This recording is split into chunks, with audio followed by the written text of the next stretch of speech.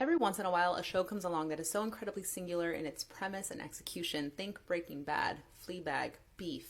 In each of those examples, I feel like there's something wacky in the premise that kind of distances you, like that could never be me.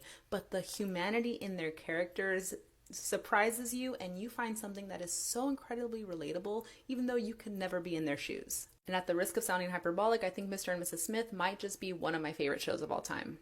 And if the title Mr. and Mrs. Smith conjures up an early 2000s image of Brangelina when they starred in the feature film of the same name, then what you have to know about Mr. and Mrs. Smith, starring Donald Glover and Maya Erskine, is that it is not a straight-up remake. Co-created by Donald Glover and Francesca Sloan, Mr. and Mrs. Smith is a story about spies and marriage. However, they become spies first, and the facade or their cover is that they are a married couple.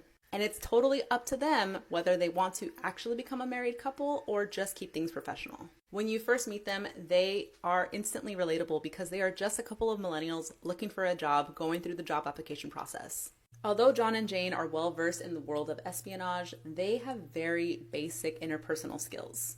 So although they are charged with doing incredible spy missions, they are navigating relationships just the same way you and I would. But that's not to say you can't expect to find some incredible James Bond level action in the series. They still honor the genre of spy movies in so many ways, from the incredible action set pieces to the stunt and fight work, the sweeping romantic landscapes of places that we only dream about, and least of which is the impeccable costuming for our very stylish characters.